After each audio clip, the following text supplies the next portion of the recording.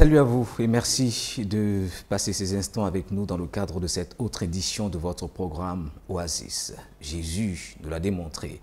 Rendre grâce à Dieu nous expose à la manifestation de la puissance de Dieu à une grande échelle, que ce soit lors de la multiplication des pains, que ce soit lors de sa prière pour sortir Lazare de la tombe. Il a rendu grâce à Dieu. Et nous l'avons dit, rendre grâce à Dieu nous expose à une autre dimension de la puissance de Dieu. Nous allons continuer de parler d'action de grâce, mais cette fois-ci en réalisant ce que Dieu a fait pour nous, car Dieu a envoyé son Fils mourir à la croix pour nous, et cela est une grande raison pour laquelle nous devons exprimer notre reconnaissance à l'Éternel. Et pour en parler encore, nous accueillons sur ce plateau le pasteur Michel. Salut à vous, pasteur, et bienvenue. Salut, pasteur Eric. C'est un plaisir d'être à nouveau sur ce plateau avec vous. Bonjour, chers internautes et téléspectateurs. C'est un plaisir de vous servir à nouveau.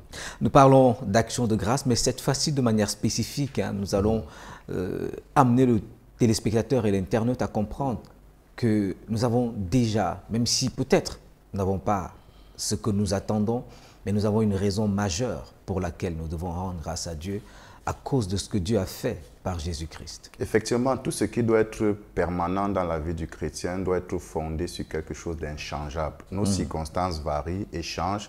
Si nos actions de grâce sont fondées sur nos circonstances, il y aura des périodes où nous allons rendre grâce et des périodes où nous n'allons pas rendre grâce. Mais si nous fondons notre vie d'action de grâce, notre culture d'action de grâce sur quelque chose d'immuable, alors nous aurons la capacité de rendre grâce en toutes choses. Et effectivement, ce dont nous allons parler aujourd'hui, la venue de Jésus dans le monde et ce qu'il a accompli par sa venue, c'est quelque chose d'immuable qui doit être le fondement de nos actions de grâce. Quand on parle de la venue de Jésus, il y a une image qui revient. On ne peut pas dissocier, malheureusement. C'est ce que la société a conçu. On parle de Noël, on parle de Père Noël, on parle de beaucoup de choses. Mais est-ce qu'il faut fondamentalement associer justement la naissance de Jésus à tout ce qui est fait autour? Alors, je voudrais commencer par dire que bon, je ne vais pas condamner le fait que l'humanité décide un jour de célébrer la naissance de Jésus, effectivement, parce que la venue de Jésus dans le monde a changé le cours de l'humanité. Ça a donné une opportunité aux hommes d'être réconciliés avec Dieu. Et aujourd'hui, même dans notre ère, nous définissons la date par rapport à la venue de Jésus. Donc, ça veut dire que sa venue dans le monde est une référence pour l'humanité. Elle ne peut pas passer outre. Et même la parole de Dieu, quand on lit le livre de 1 Jean chapitre 4, versets 1 à 3, la Bible dit « Bien-aimés, n'ajoutez pas foi à tout esprit, mais éprouvez les esprits pour savoir s'ils sont de Dieu, car plusieurs faux prophètes sont venus dans le monde.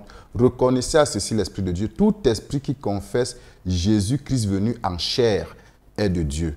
Tout esprit qui ne confesse pas Jésus n'est pas de Dieu. » Ça veut dire que même le Saint-Esprit en nous doit nous amener à rester conscients de la venue de Jésus dans ce monde en chair, bien qu'il ne soit plus dans ce monde-ci, parce que sa venue dans la chair a une lourde signification pour nous. C'est d'abord la manifestation de l'amour de Dieu, car Dieu a tant aimé le monde qu'il a envoyé son Fils unique, qu'il a donné son Fils unique.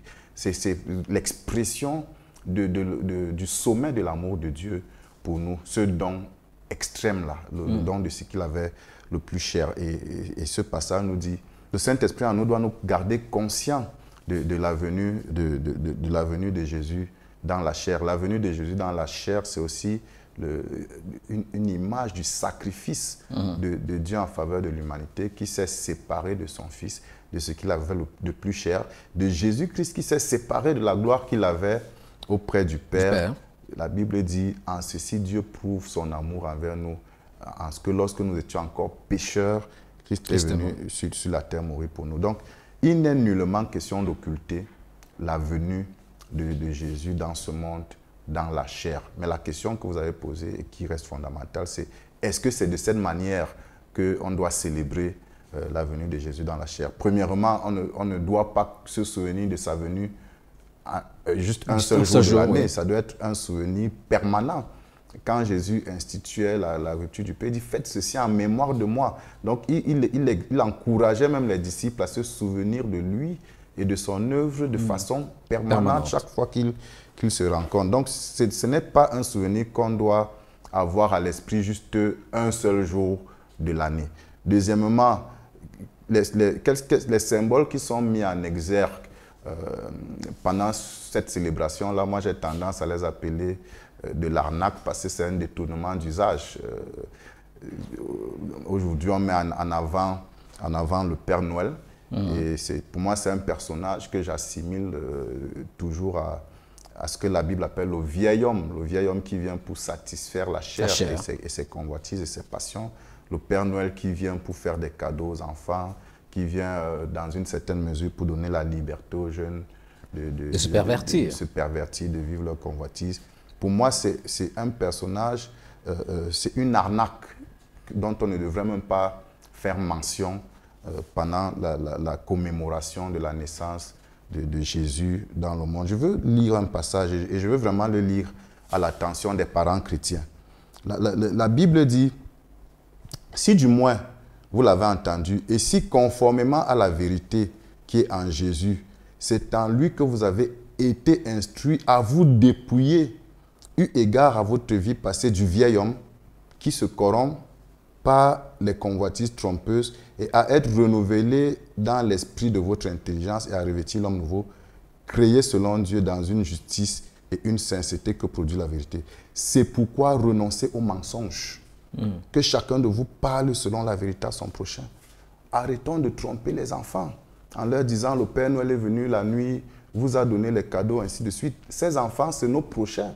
Renonçons au mensonge et parlons selon la vérité à nos enfants. Le Père Noël, il n'existe pas. C'est un faux personnage qui a été créé pour distraire les gens de la personne de Jésus pendant la célébration de la fête de Noël.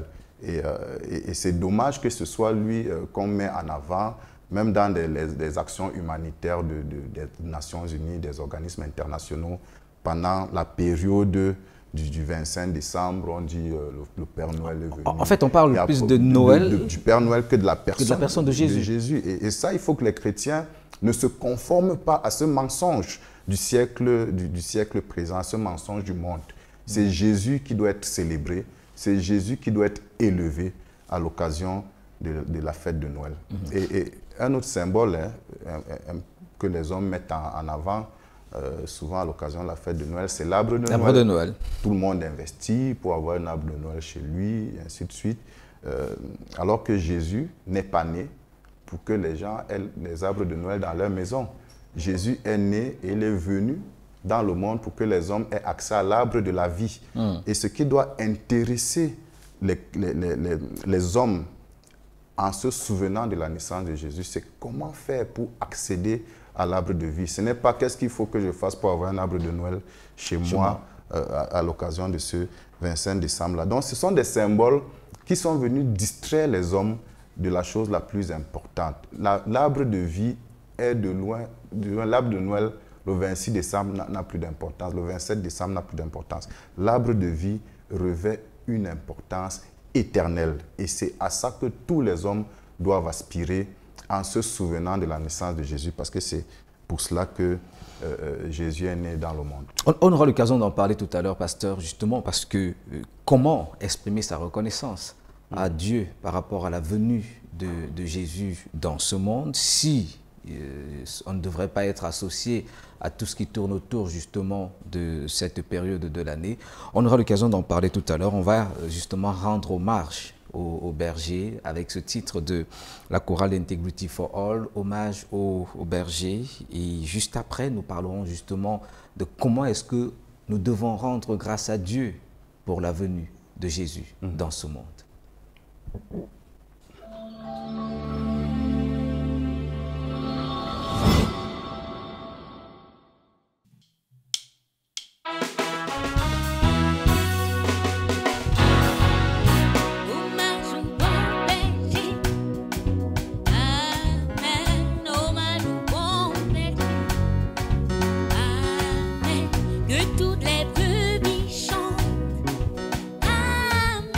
Hommage au bon berger.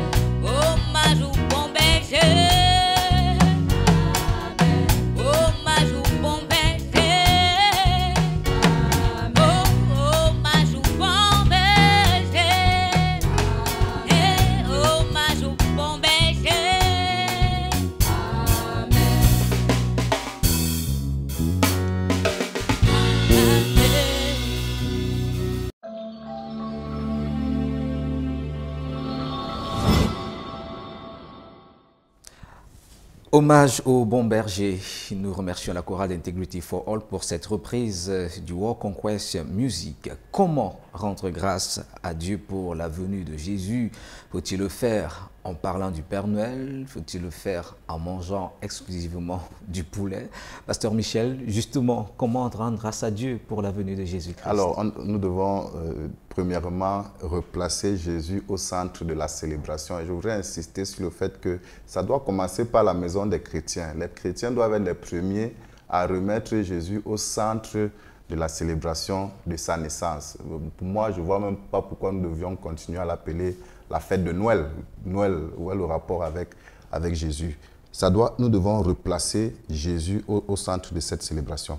Effectivement, la naissance de Jésus a fait l'objet d'une grande célébration au ciel, à laquelle des hommes sur la terre se sont associés. Dans Luc 2, chapitre versets 12 à 15, la Bible dit « Et voici à quel signe vous le reconnaîtrez ». Ça, c'est quand un ange est venu parler à des bergers. Vous le reconnaîtrez, vous trouverez un enfant emmailloté et couché dans une crèche.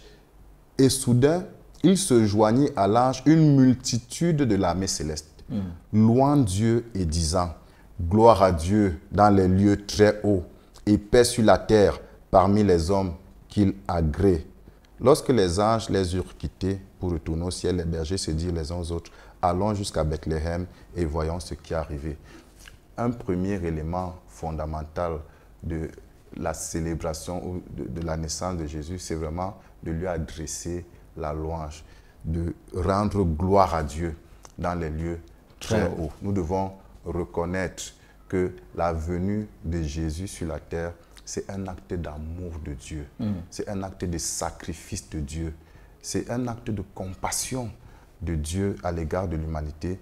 Et nous devons le glorifier pour cet acte-là, nous devons le célébrer. C'est dommage qu'à l'occasion de la célébration de la naissance de Jésus, les chansons qu'on entend dans les rues, dans les maisons, n'ont rien à voir avec ça. N'ont rien à voir avec ça. C'est plutôt des chansons qui exaltent ce qu'il est venu condamner, ce qu'il est venu annuler par sa mort. La Bible dit que le Fils de Dieu a paru pour détruire les œuvres du diable. Et à l'occasion de la célébration de sa venue, on danse plutôt des chants qui font la promotion des œuvres du diable que lui, il est venu détruire. Je voudrais encourager les chrétiens qui jouissent encore de la musique de ce monde de renoncer à ce type de pratique. Adorer le Seigneur, célébrer-le lui et lui seul, et qu'à l'occasion de la commémoration ou du souvenir de sa naissance, que la louange monte de Dieu vers Dieu à partir de vos maisons, à partir de vos lèvres, à partir de vos vies. Et il y a quelque chose de très intéressant qui s'est passé. Les bergers, ils sont allés rapidement voir ce qui se passe à Bethléem. Ils sont allés constater eux-mêmes ce qui était arrivé, ce qui leur avait été annoncé par l'ange. Et ils ont fait des cadeaux, ils ont fait des dons aux parents de Jésus. Donc c'est un moment d'action de grâce et de reconnaissance où nous lui exprimons notre reconnaissance aussi par des dons. Le premier des dons étant le don de soi, le don de sa vie, le don de son corps. Pour dire, mon corps, à partir de ce jour, va devenir le temple du Saint-Esprit. Je ne l'utiliserai plus pour les intérêts de la chair ou pour glorifier le diable. La célébration de la naissance de Jésus ne devrait pas être l'occasion de perdre sa virginité. Ça ne devrait pas être l'occasion de fumer la drogue, de se livrer à l'ivrognerie ou de commettre des péchés qu'on n'a pas eu l'occasion de commettre pendant tout le reste de l'année. C'est une occasion qui nous est offerte pour renouveler notre consécration à Dieu. Nous devons lui donner à nouveau notre corps. Nous devons lui donner notre temps. Il y a plusieurs personnes qui ne pensent à Jésus que le 25 décembre. Ok, penser à Jésus le 25 décembre, c'est une bonne chose. Mais à partir de ce 25 décembre, décider de penser à lui tous les jours. Décider de lui consacrer du temps. décidez d'investir de votre temps pour connaître sa parole et savoir quelles sont les instructions qu'il vous adresse à travers sa parole. Décidez d'investir du temps pour communier avec lui, pour prier, pour écouter même les soupirs ou comment dire ça, les suggestions de son esprit et lui obéir, mais consacrer lui du temps. Est-ce qu'on peut dire justement que la meilleure manière de rendre grâce à Dieu au travers de cette période, c'est justement de se donner à lui? C'est de se donner à lui, c'est de renoncer à une vie indépendante par rapport à lui. C'est renoncer à une vie qui n'a aucune considération de sa personne. Mais c'est vraiment, dans un premier temps, de le remettre au centre de sa vie, mais de se donner à nouveau à lui donner son cœur, lui donner son corps, lui donner son temps, et même lui donner de ses possessions, lui donner de son argent. Nous en verrons un exemple dans les minutes qui vont suivre. Mais c'est des éléments importants qui doivent marquer la célébration de la naissance de Jésus. Il s'est donné à nous pour qu'en retour, nous nous donnions à lui. Afin qu'il vive sa vie en nous. Qu'il vive sa vie en nous et qu'il puisse justement manifester toute la puissance de Dieu au travers de nous. Nous parlons de rendre grâce à Dieu pour la venue de Jésus. Et vous l'avez évoqué, on peut le lire dans la Bible, lorsque Satan est jeté sur la terre, la Bible dit « malheur à la terre ». Mais lorsque Jésus vient dans la terre, on parle justement de la bénédiction qui revient sur la terre. On va dire que la venue de Jésus, en fait, provoque un changement. Tout à fait. La venue de Jésus, la Bible dit « paix sur la terre parmi les hommes qui l'agréent ».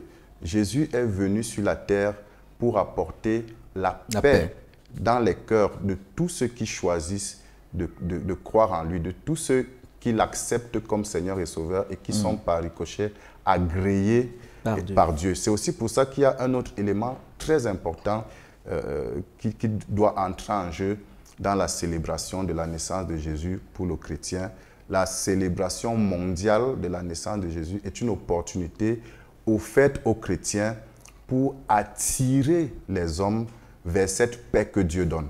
Gloire à Dieu dans les lieux très hauts et paix sur la terre parmi les hommes qui l'agréent. Nous devons être conscients de ce que tous les hommes sont dans le trouble. Tous les hommes sont dans le tourment. Tous les hommes sont sujets à la condamnation. Parce que la Bible dit « tous ont péché et sont privés de la gloire de Dieu ». Donc, nous souvenir de la naissance de Jésus, c'est aussi nous souvenir de ce qu'il y a une offre de paix qui est adressée à tous les hommes, que nous, chrétiens, nous avons déjà saisi et dans laquelle nous devons embarquer nos amis, nous devons embarquer nos collègues, nos voisins, et ainsi de suite. Donc, ça doit être une occasion de proclamation à outrance de la parole de Dieu. Il y a un mouvement que les jeunes, ici à Douala, les jeunes de l'église à laquelle j'appartiens, associés aux jeunes d'autres églises, ont initié, ça va bientôt faire 10 ans, où pendant la nuit du 24 au 25 décembre, nous parcourons les rues, et c'est un mouvement auquel je participe fidèlement, nous parcourons les rues de la ville de Douala et nous proclamons l'évangile dans tous les carrefours où les hommes se pervertissent sous le prétexte de la célébration de la naissance de Jésus. C'est une interpellation aux chrétiens à aller annoncer la paix. Et la Bible dit « Heureux ceux qui procurent la paix, car ils seront appelés fils de Dieu ». Si nous voulons et nous disons fils de Dieu dans ce monde, nous sommes garants de l'accès à la paix. Nous devons amener les autres à accéder à la paix que Dieu offre à l'humanité. Rendre grâce à Dieu pour la naissance de Jésus, c'est aussi parler de lui, c'est proclamer la paix autour de nous. Et bien sûr, l'occasion vous sera encore donnée certainement de le faire. Et nous vous invitons tout simplement à vous disposer, à vous laisser conduire par Dieu, Pasteur Michel. Effectivement, et il y a un exemple qui étaye tous les éléments que j'ai mentionnés comme caractéristique de l'action de grâce que nous devons à Dieu pour la venue de Jésus sur la terre. Vous en avez parlé dans une précédente émission. C'est l'exemple de la femme pécheresse qui est venue vers Jésus et qui est venue rendre grâce à Jésus pour son œuvre en sa faveur. Dans Luc chapitre 7, verset 38, la Bible dit « Elle se tint aux pieds de Jésus, elle pleurait, et bientôt elle lui mouilla les pieds de ses larmes, puis les essuya avec ses cheveux, les baisa, les oignit de parfum. » Donc, elle est venue, elle était une femme pécheresse, mais elle est venue dans un état de reconnaissance de la personne qu'elle avait en face d'elle et qui avait le pouvoir de lui pardonner ses péchés. Donc, elle est venue vers Jésus et la Bible dit qu'elle pleurait. Une première des caractéristiques de son action de grâce vis-à-vis de Jésus-Christ et de la venue de Jésus dans le monde, c'était ses larmes. Ses larmes, oui. Ses larmes de repentance, ses larmes qui reconnaissaient son statut, qui reconnaissaient que la vie qu'elle a vécue ne correspond pas au prix que Jésus a payé pour venir dans le monde. Et je voudrais t'encourager, cher internaute, cher téléspectateur, toi qui me regardes, si la vie que tu mènes n'est pas conforme, n'est pas alignée au prix que Jésus a payé en venant dans ce monde, je t'appelle à te repentir. Le premier acte que le Seigneur Jésus attend de toi, c'est la repentance telle que cette femme l'a manifestée à travers ses larmes. Elle reconnaissait que sa vie n'était pas conforme au sacrifice de Jésus qui a abandonné la gloire du ciel. Elle reconnaissait que sa vie n'était pas conforme à l'amour que Jésus lui avait manifesté et elle n'a cessé de pleurer. Elle a trouvé grâce aux yeux du Seigneur Jésus. Je voudrais te dire, la grâce de Dieu est à ta portée. Renonce à ta vaine manière de vivre à l'occasion de la célébration de la naissance de Jésus. Et la Bible dit qu'elle lui essuya les pieds avec ses cheveux. Et ça, c'est vraiment un symbole fort. Vous vous souvenez de l'histoire dans la Bible où Jésus-Christ avait lavé les pieds de ses disciples et il les avait essuyés. Et Pierre, au départ, Pierre refusait. Il lui disait, non, tu ne permettras pas que tu me laveras les pieds. Il lui dit, si je ne te lave pas les pieds, tu n'auras pas part à mon royaume. Et Pierre lui dit, lave-moi dans tout le corps. Il dit, non, si je te lave les pieds, tu es pur. Donc, c'était un symbole de la purification des souillures qu'il était en train de manifester de cette manière-là. Et cette dame, en essuyant les pieds de Jésus, en lavant les pieds de Jésus, elle était en train de reconnaître cette purification que Jésus a apportée dans sa vie. La personne de Jésus, la présence de Jésus dans un cœur purifie le cœur de toute souillure, de tout péché. Et elle exprimait ainsi son action de grâce pour cette opportunité-là.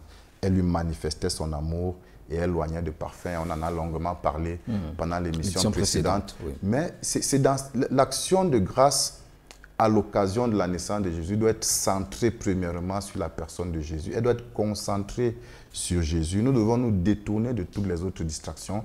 Et cette concentration sur Jésus là va mettre à la lumière les choses dans nos vies qui ne sont pas conformes à son amour, qui ne sont pas conformes à son sacrifice, que nous devons abandonner et va nous amener à nous consacrer totalement à lui et à vivre une vie de zèle à son égard. Rendre grâce à Dieu pour la naissance et la venue de Jésus dans ce monde constitue un élément important. Et comme vous l'avez suivi certainement tout au long de cette émission, il y a une manière, une façon de le faire et nous vous invitons tout simplement à vous disposer à rendre grâce à Dieu pour Jésus en, premièrement, reconnaissant votre état de pécheur, mais par la suite, en vous consacrant, en marchant avec lui, et cela vous donnera davantage d'être des outils et des instruments puissants entre les mains du Seigneur. Pasteur Michel, alors que nous sommes en train de sortir de cette édition, qu'est-ce qu'on peut dire à ceux-là qui peut-être célèbrent encore justement la venue de Jésus dans ce monde, juste comme un simple moment de joie, sans autre manifestation, et qui ne perçoivent pas la portée spirituelle ou alors l'importance même de la venue de Jésus dans ce monde? Je voudrais dire à ces personnes, Jésus-Christ est venu dans ce monde pour détruire les œuvres du diable. Détruire les œuvres du diable d'abord dans nos vies, dans la vie de chacun d'entre nous, de chacun des téléspectateurs qui nous regardent, et globalement de détruire les œuvres du diable dans le monde et de s'établir comme Seigneur et Sauveur dans la vie et dans les circonstances de tout ce que le Père agrée. Donc, je voudrais t'appeler, chers téléspectateurs, chers internautes, avec la permission du pasteur Eric, à recevoir Jésus-Christ comme ton Seigneur et comme ton Sauveur personnel à l'occasion de la célébration de sa naissance. Et il entrera dans ton cœur pour détruire les œuvres du diable.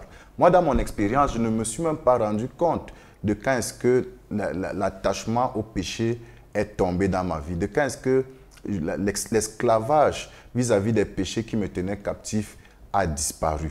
Jésus est entré dans mon cœur et il a détruit ses œuvres dans ma vie et il a fait de moi une nouvelle créature. Et en ayant accepté Jésus-Christ de cette façon dans mon cœur, le vieil homme en moi qui me poussait à pécher a perdu son emprise dans ma vie et j'ai eu un accès à l'arbre de vie. Et Jésus peut te donner l'accès à l'arbre de vie ce jour. Tu peux devenir ceux qui sont comptés comme ayant la vie éternelle. La Bible dit dans 1 Jean chapitre 5 verset 12, « Et voici ce témoignage, c'est que Dieu nous a donné la vie et cette vie est dans son Fils. Celui qui a la vie, qui a le Fils a la vie. Celui qui n'a pas le Fils n'a pas la vie. » Tu peux recevoir la vie éternelle en ce jour de célébration de la naissance de Jésus à la croix, en répétant cette simple prière de repentance et de foi, justement avec foi et conviction. Tu vas répéter après moi. Seigneur Jésus, je me repens de mes péchés. J'ai péché contre toi dans mes pensées, par mes paroles et par mes actes. Mais je renonce ce jour à tous mes péchés. Je t'ouvre mon cœur et je te prie de venir y établir ta demeure. Fais de moi ton enfant. Donne-moi accès à l'arbre de la vie éternelle. Et fais de moi une nouvelle créature. Je tourne le dos au péché pour vivre conformément à ta volonté. Je me consacre à toi et je proclame que tu es le Seigneur de ma vie et tu es mon Sauveur. Tiens-moi par la main et conduis-moi dans les sentiers de la justice. Merci Seigneur, parce que tu m'as écouté et parce que tu m'as exaucé. Je t'appartiens et je suis ton enfant. Que ton nom soit sanctifié. C'est en ton nom que j'ai prié. Amen.